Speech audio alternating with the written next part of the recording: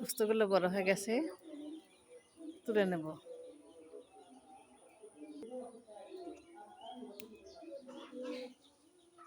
একদম বৃষ্টি ভেজা,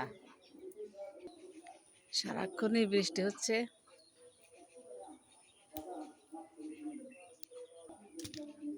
এখানে আবার সারি সারি, এখানে আরো অনেকগুলো আছে, বড় হয় নাই।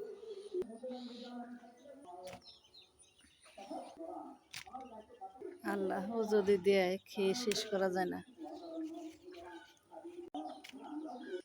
এবার কয়েকটা কুমড়োর শাক তুলবো, ভর্তা করব। আজ সকালে কুমড়ো পাতা আর পুঁই শাকের পাতা দিয়ে ভর্তা হবে, তারপরে ঢেঁড়স ভর্তা করব। এখন পুঁই শাকের পাতা তুলব, হয়ে গেছে। এখন শাক বেছে ভর্তা করে নেব ভাতে সেদ্ধ দিয়ে। হয়ে গেল ভর্তা, গরম গরম ভাত, শাক ভর্তা, ঢেঁড়স ভর্তা। এখানে গ্রামের মানুষদের শান্তি, যে টাটকা শাক সবজি ভর্তা, অনেক মজা।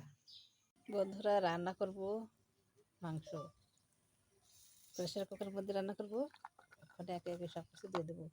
দিলাম রসুন, গোটা রসুন, মানে রসুনের কোয়া গোটা গোটা রেখেছি, দিয়ে দিলাম। প্রেসার রান্না করলে এমনিতে গলে যাবে, তার জন্য আর ছেঁচলাম না।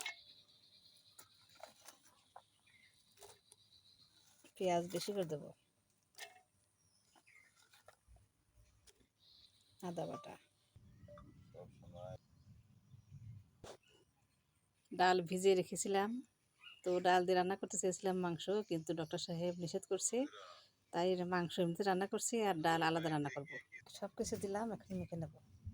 এখন তেল দিয়ে দেবো, তেল হাতে পড়ে সেজন্য এমনিতে মাখালাম, পরে তেল দিলাম।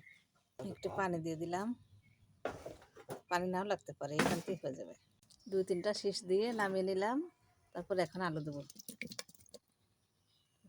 মাংস সোমবার দিলাম, কারণ প্রেসার কুকারের মাংস তো, তাই কেমন যেন একটা ঘ্রাণ আসে, সেজন্য এই যে সোমবার দিলাম, খেতে ভালো লাগবে।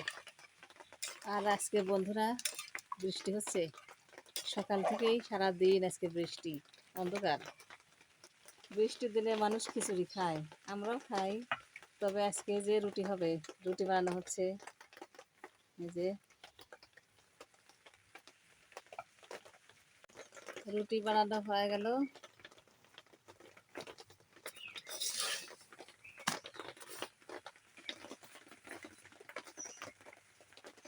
এদিকে টিপ টিপ বৃষ্টি পড়ছে, দেখুন। বৃষ্টির দিনে রুটি ভালোই লাগে, তাও যদি মাংসর ঝোল থাকে তাহলে তো কথাই নেই।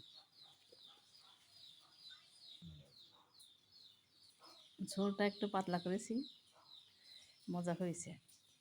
মাংস একদম নরম হয়েছে, প্রেসার কুকারের তো একদম নরম।